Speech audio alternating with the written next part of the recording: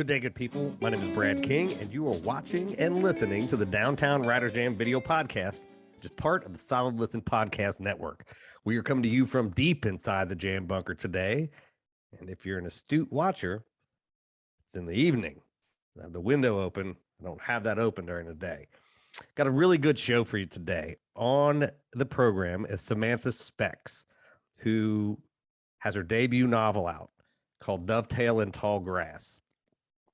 And I'm going to tell you that if you are a listener of the program, you know that I have people from all publishing backgrounds on this show.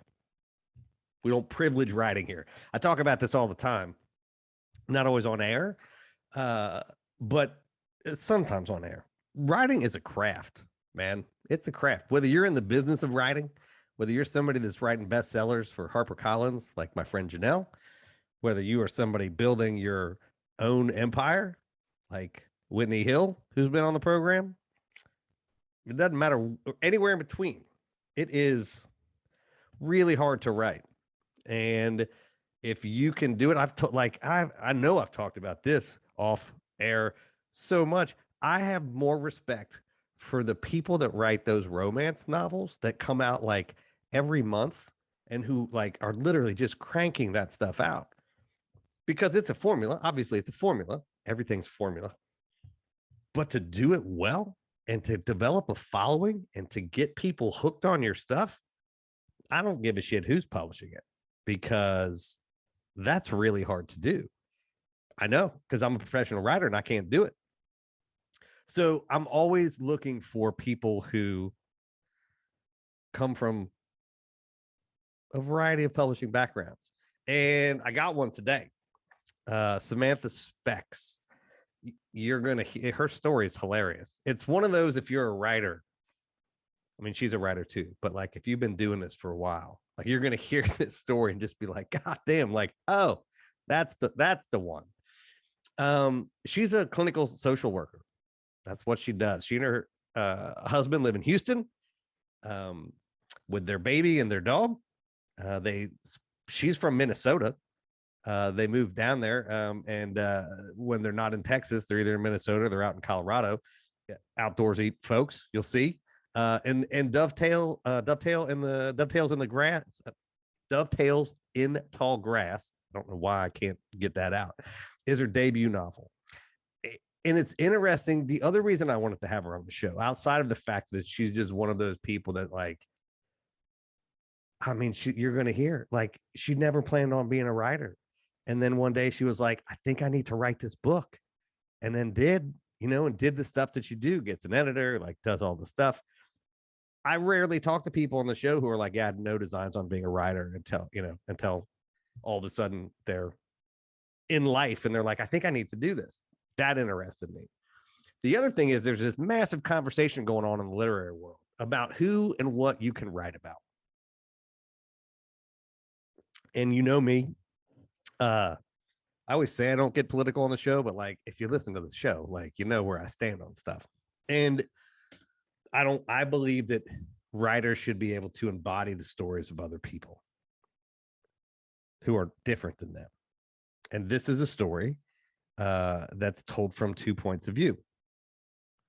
A Native American and a white settler.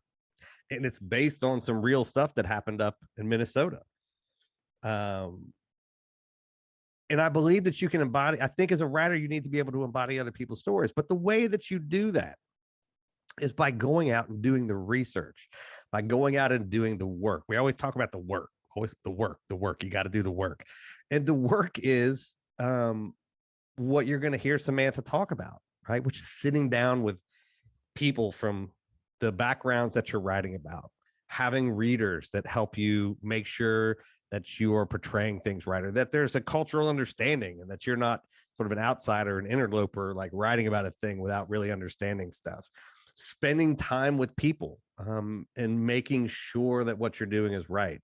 And we talked about Come From Away, which is one of those like ethnographic plays. That's amazing. I'm not going to, if you haven't seen the movie, or you don't know the story, we'll talk about it on the show. But that was the other reason, because I wanted to have that conversation, because you'll see, and as she says, like, she's a white girl, right? And white people have done a pretty bad job of embodying other people's stories at times. And so I wanted to have that. I was really interested. I honestly did not know. I thought just reading about her and what she had done and sort of the story of how she came to the story, I'm like, I think that we're going to be okay. But I didn't know. And I will spoil it for you. Like, she did the work. I mean, it's not my decision to do that, but the response to the book seems to suggest that she's done the work. So it's a really interesting conversation, and it's one of those that, like, because she's and I say new writer, meaning this is her first book, but like, it wasn't a thing that she necessarily set out to do. You can still sort of see the wonder of this whole thing, right? Which is exciting for me, right? When people find that, we talk about on the show all the time, finding your voice, finding the story you want to tell, finding the world that you want to inhabit. And to do that out of the box, I mean, that's fucking exciting. And, in 10 years, she'll, I think, view this particular time differently. I don't know. Like, I'm not a fortune teller, but I've known enough writers to know this feeling that she has now. So it was really exciting for me to talk to her about this stuff, because it both is like, imagine coming out of the box and being like square in the middle of what the literary world is fighting over. And then, like, because she's a social worker and because of her background, like, that kind of ethnographic sociological work is like part of who she is. So it makes sense that it all works out. So that was just, it's a fun conversation, man. And she's super cool. And you can tell she's still trying to, like, tiptoe into this world, because, writers are petty. Like, we have goofy fights about shit. We have real fights about real stuff, but sometimes we have goofy fights about goofy shit. And so being someone that did not come of age with that as your thing, like, that's a pretty brave thing to do, to step into that. So she's super great. It's a fun ass interview. I can't wait to read the book. As you know, like, Louise Fine and Annika Scott, like, all these people got me into this historical fiction now. So, like, apparently this is my new favorite genre. Before we get to Samantha, a couple things. The Jam, our 60-minute long form program, comes out every Wednesday. The video podcast comes out on Monday and Friday. Two things I'm going to ask you to do: leave us a review. If you listen to Apple Podcasts, I need you to not only leave a star, but leave us a written review. I only if you like it. If you fucking hate this show, like, don't do that. If you don't use Apple, head on over to our Facebook page at the Writers Jam and click on the review button and leave us a review. That's one thing you can do. The second thing is, everybody knows people that read. Tell them about us. Tell them you got this cool show, or as people describe this, it's the least literary podcast, right? You're going to have a freewheeling, fun conversation with writers that you may not hear in other places. That's the best way to help us spread the word. Over at thewritersjam.com, you can check out the video series. You can get book reviews. You can click on the bookshop link, support local and independent bookstores by buying books through them, sign up for our monthly newsletter. You can also support the entire Solid Listen podcast network. Molly and Nicole continue to grow this thing for just a couple dollars a month. You get commercial-free episodes, bonus content, all kind of stuff. Like, they're cranking stuff out all the time. And it's well worth your while, and you'll be supporting a lot of really fun podcasts. Molly is really, I'm one of the few shows that they did not develop. She is really trying to develop new voices around this stuff. And so that supports the mission and the cause of what they're doing out there. So thank you for stopping by the bunker to spend a little bit of time with us. I don't know what time of day it is for you. Starting to get evening around here. I hope that your day is going well. I hope that you're doing well. I hope you're taking care of yourselves and each other. And I hope that you will sit back and spend about 35 minutes with me and Samantha Specks as we talk about her book and her life, but mostly her book, Dovetails in Tall Grass. I'm always interested in the writing journey that people go. Like, is this a thing that you'd always wanted to do? Or did you just find a story and find yourself like, oh shit, I feel like I need to write this book? The latter, for sure. Yes. This was in my brain. I thought about it on my runs, and my husband, when we moved to Texas, was like, why don't you write that story you're always talking about? And I was like, do I talk about it a lot? Like, I was almost surprised to realize like how much it was coming out of me. And it felt just like this weird vibration thing. I was like, I gotta do this because it just feels like one of those life things that you gotta take a swing at when you have a chance. And so Yeah. yeah, I did. And so when you were doing it, and we don't talk a lot about crap because writing is, it's fucking awful. It's that nobody has any fun doing it. It's only fun when you're done. Yeah. Kind of like dentistry, I would think. Yeah. I mean, it's like anything like this. So did you just sit down and bang this out yourself, or did you like join a writing group, or like did you do like how, like once you started writing and realized I don't exactly know how to do this, what did you do? Yeah, I knew the story. I knew I had the story. I just needed to kind of find the right channel. And for someone, I needed like a trainer. And so I hired an editor through a program called Author Accelerator, if you're familiar with that at all. No. It's a developmental editor. They really helped me out. And it was just kind of a perfect fit of an editor, Kathleen Furin, who is on the East Coast. And she just has a lot of background in social justice topics and is a social worker as well, which is my professional background. Yeah. So she was just the perfect editor to hire on, and like her putting kind of the bumpers on my energy and my focus of my story. It just kind of came out of me and poured out of me, and I got it done in about 6 months. Yeah. The first manuscript, and then did a full edit and kind of rewrite, but it had a momentum once it got going. Yeah, it's interesting because the joke on the show is anytime people ask me like, am I a writer? Like when I'm working with young people, I'm like, not until you're editing. Like the first draft is sort of easy because it will come out, not easy, but easy. And then you got to go back and you're like, oh shit, what is this mess that I've put down? 100%. And I was kind of lucky. I feel like with historical fiction, it's just better because you have the actual history to kind of scaffold and structure. Yeah. So I think that's like lucky as a first time debut novelist, that kind of gives you what you need. Yeah. I mean, I wasn't like I do nonfiction, and my writing partner and I always laugh. We're like, history loves us. Like at the end, we're like, what happened next? We're like, well, we just got to go find what happened next. Like the truth is helpful. Yes. Yeah. And that kind of gives you what to do. Like, right. It's almost better than what you're coming up with in fiction. So yeah. And like, I think humans are just, you do social work, so I think this will resonate. Like humans tell stories. That's what we do. Like whether we're contextualizing our knowledge or our lives or traumatic events, like, and so history has that arc of story, because even though when you're doing it, you're not thinking that way, I just think we structure stuff that way. Yeah, 100%. That's what our brains are wired for. That's what our limbic system does. And so it's so useful kind of working with the client and hearing their narrative of what they think of themselves. And as you start to like even just tweak little parts, it's like, oh, you kind of take a whole different route and journey. And so I felt like the same thing just translated to writing. And for the main characters, if you start off with a certain like misbelief or kind of where they think they're going, and then if you just tinker with it a little bit, it's like, oh, that's how you get them to flow into the new place. Yeah. And so as you were doing the historical fiction, like so this is like, it is a story that's personal to you in the way in which you came about it, at least as I understand that, but it also is not your story. So like how this is a difficult thing, and this is what authors like, there's a huge discussion in the literary world about what stories can we tell, how can we tell them, and things like that. So I'm assuming sitting down to do this, that was in your head, like what's my part of this story? Totally. So my story is told from the perspective of two young women on each side of a war, and one side is Dakota Sioux, so Native American young woman, and the other side is a settler German immigrant woman who's on the prairie as westward expansion is happening.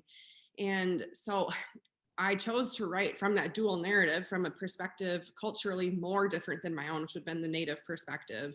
And I really struggled with it for a while and consulted people and asked for feedback. And at a certain point, I decided in fiction it would be more problematic to leave a Native storyline out for the sake of, I don't know, being too scared of doing it wrong. And I felt like it was more important for me to work really hard at doing it right. Right. And so what did that entail for you? Yeah, so I did a lot of research. I consulted with different historians and research librarians with different tribes throughout Minnesota and got their recommendations for where to go. So that was very helpful on the research end. And then after I wrote the manuscript, I worked with a writer, Diane Wilson, who's a member of the Dakota Sioux community in Minnesota. And she was phenomenal as far as going through my manuscript and really looking at that Native perspective and making sure there were certain things I was mindful of and getting right. So I got that cultural input and I thought that was helpful. And so far the feedback has been very positive, which is encouraging. And it's just kind of like whose story is whose and when and how. And that's kind of a great question in art, I guess, now, especially. Well, and people, and I'm not going to say that it's easy, but like people are like, oh my God, like we can't do it. I'm like, no, you do what you just did. Like you go and you say, okay, what do I not know? Like as a journalist, as somebody who literally spent his life writing about other people, I'm like, this is not an impossible feat to accomplish. No. I think it's just like do anything well. And be open to feedback on how to do it better. So I think clinging to, strongly to what's right and what's wrong is like kind of missing the greater question about what we all are trying to do. Well, and I think, and again, like my original training was middle school. I was a middle and high school teacher. And so I spent 4 years like in early childhood education and how we learn. And one of the things I talk about on the show all the time is empathy is developed initially through reading. Like that's where you learn to embody other people's stories. And I'm assuming in social work, you have that same kind of background where it's like, look, empathy is really important. And we need to be able to embody the stories of people that are not us, or else we're never going to be able to interact with anybody around us. Right. And everything becomes very narcissistic and central. So like in some ways, writing this story, even though it's not what you're trained for, sort of what you're trained for. Yeah, it sure feels that way for sure. Exercise and perspective taking. And you're continuing this, like I mean, this story. Yes. I'm currently writing the sequel, which is set at the Battle of the Little Bighorn. So, which would have been historically accurate. People could have been at both wars and were. So it's just kind of as those prairie wars continued. It's about 12 years later where the story picks up again and would make a lot of sense too. So that's been a lot of fun. I went on a great research trip and kind of rode through the Little Bighorn, and it was just so fascinating. And both very interesting times in history. Well, and I've interviewed a lot of historians on the show who have done like Western, they're Western historians and talking about, like sort of the Union, like post-Civil War, like the Union and sort of the shitty stuff that they were doing out there after the Civil War. And like, just all of the things that I've learned about the West, just doing this show. I'm like, fuck, there's just this whole part of this country that we don't even, and I say we, like, I mean, most Americans don't even know exists. Yeah. And it's pretty ugly. And I mean, we've kind of glorified the idea of the cowboy and like, well, yeah. And, I mean, there's a lot that's like charming about it, but then there's a lot that's pretty gritty in the underbelly of it. And especially what the military did, had to do to like win. It was an ugly time and a pretty vicious war period for a country that kind of, especially because it's in the background of the Civil War, it doesn't really get a lot of. Right. And it is from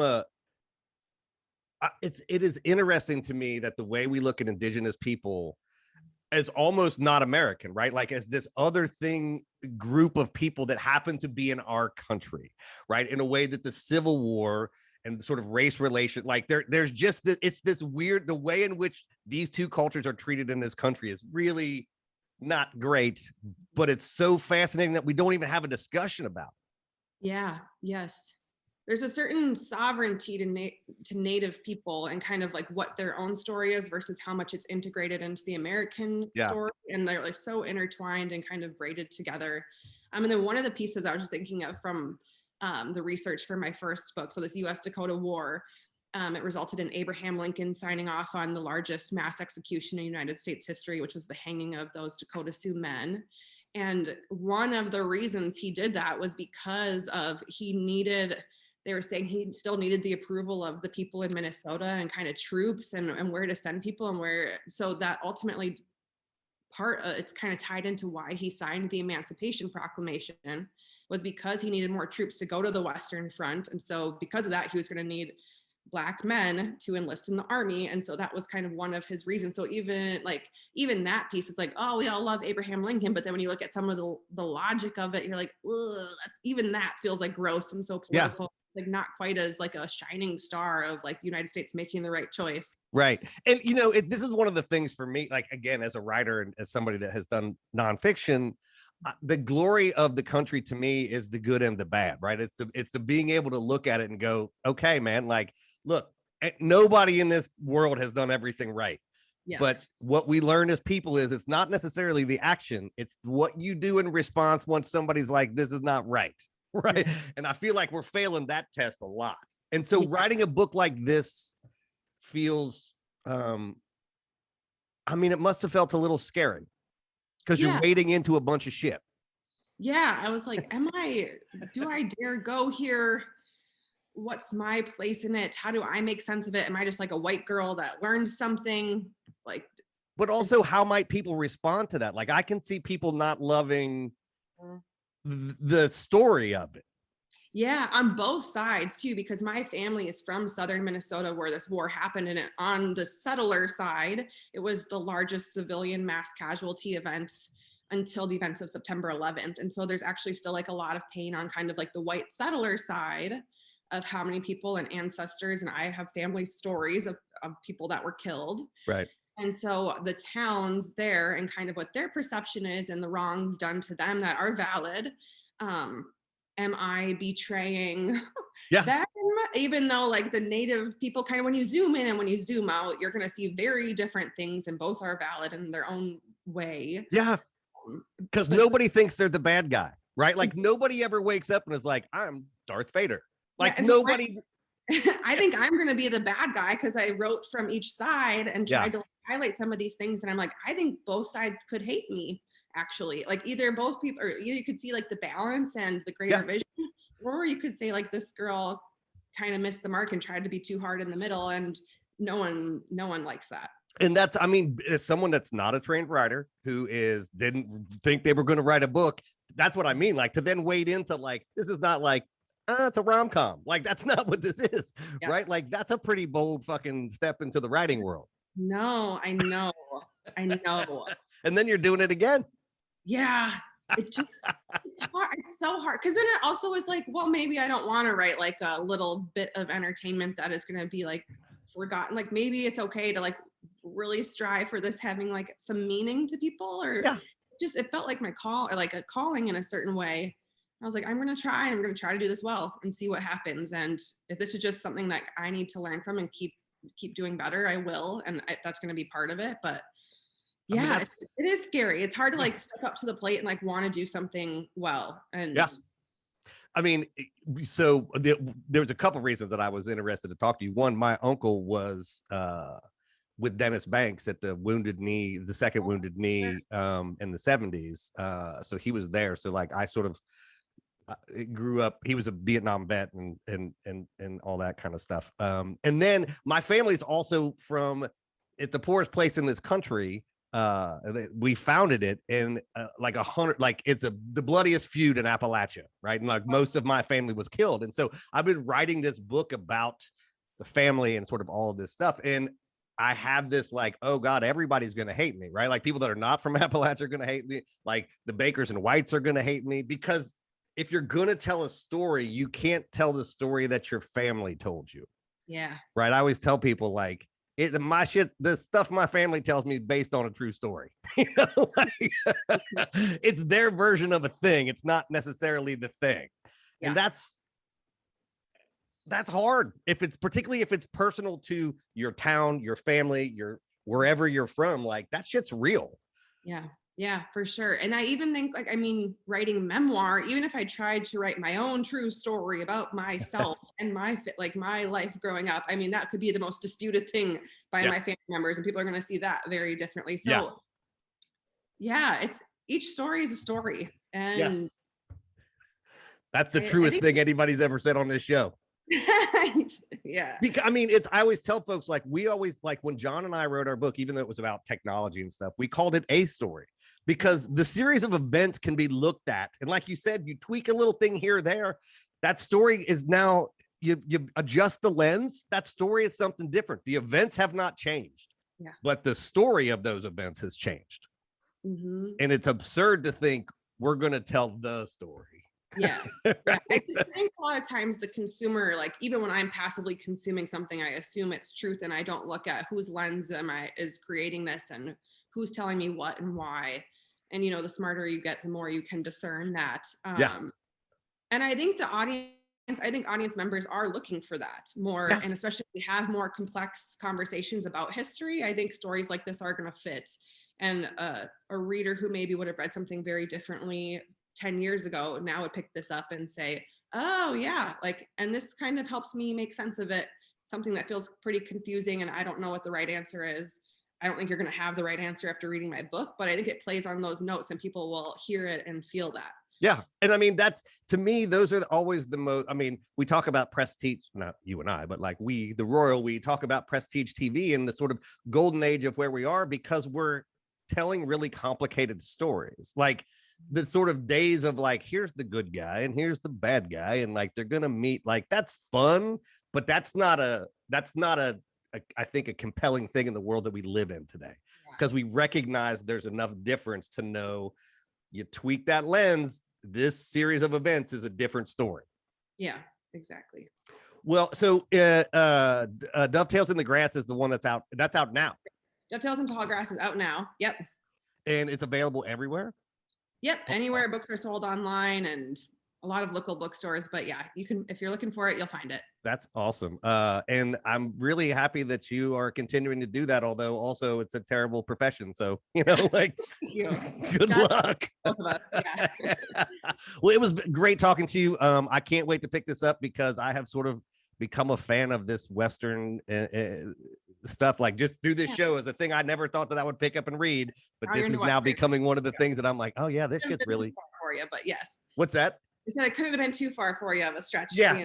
Yeah. Well, like I always tell people, like, I grew up wearing this shit. Like this is not a costume. Like, and I wear it on the show in part because I'm like, there's not enough. We don't see enough men who sound like me and look like me that are like talking about reading books and stuff. And like, that's a big thing for me. I love it. I love it. So pick up a Western and it'll fit right in. Yes. Well, thank you very much for coming on the show. Have a great day. And I hope we get to do this again soon. Yeah, me too. Thanks, Brad. Bye.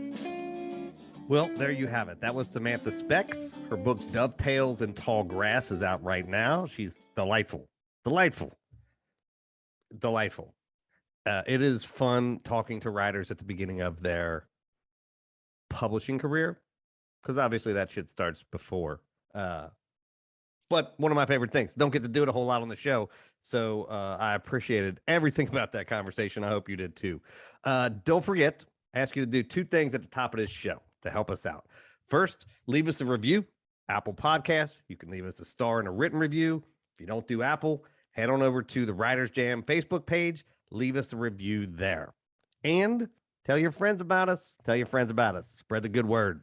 Don't forget to check out all of the other programs on the Solid Listen Podcast Network. Molly and Nicole are growing the shit out of this thing. The flagship program, Mother Mass Sleep with Podcast, is hosted by Molly McAleer. The video podcast that we do out every Monday and Friday, you can catch those on the Solid Listen Network YouTube channel. You can also catch them at thewritersjam.com, or you can check out the audio wherever you listen to the Downtown Writers Jam. That comes out on Wednesday. The 60-minute long form show comes out on Wednesday. So the only way to make sure you don't miss anything we do, get your ass subscribed wherever you listen to podcasts. And remember, you can always catch us on Twitter and Instagram at The Writers Jam. Until the next time, we'll see you around the internet.